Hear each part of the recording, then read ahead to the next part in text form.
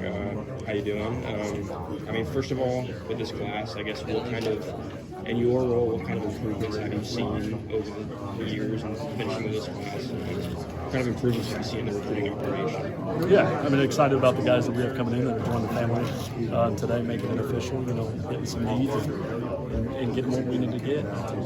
You look across and you look at corner and wide receivers, the dynamic playmakers that we brought in, obviously running backs. Those guys coming in, we're excited with what they are, tight end. We addressed a lot of needs, the offensive line with some length and development there. Overall, just excited about the class as a whole. Definitely. And then off that question, what kind of areas of improvement are you looking to improve on?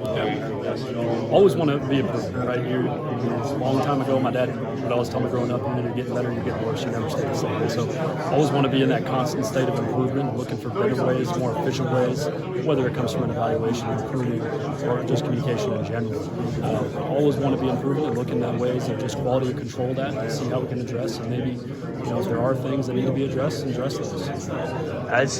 When you're building a roster, how much does it help when you have someone like a Luke Krummenhoek or a Cam Davis who are out recruiting for you, where does it kind of make your job a little easier when you have people like that? Yeah, absolutely. Just hearing it from their peers and being reasons of why they selected this university, and it's a lot easier to hear it from their own age and reasons, and just have a common minds and common goals, and that's what goes back into fit.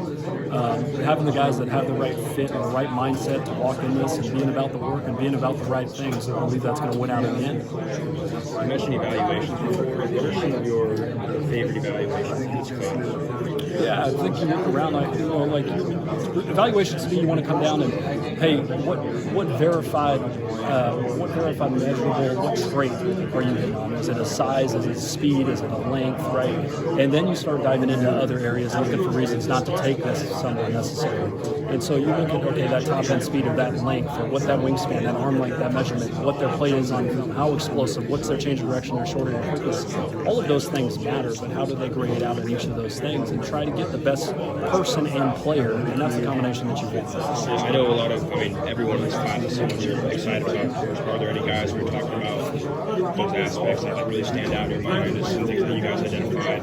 I think overall, just the character of the group that we have coming in, right? So many of these young men have such great hearts, great spirits, the willingness to work and the willingness to put in that effort. That's the overall excitement for it. The players that they are, that speaks for themselves. That's the easy part. But then being able to have like-minded, be in a common goal, I'm excited for who we're bringing in from that standpoint. You mentioned the talent, obviously, but what does it take to find out what a kid is made of if he can make it at Florida State at this level? Because mental makeup is a huge part of it as well. What do you look into for that?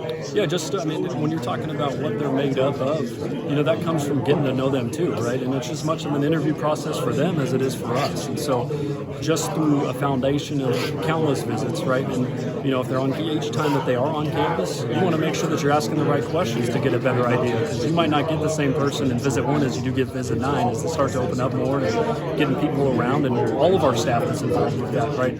Everyone might have a different angle to see someone. Hey, who you're riding in the car with, they might open up a little different. What type of music they're selecting, all of it matters. And so in the business of collecting information and collecting as much and to make informed decisions from there.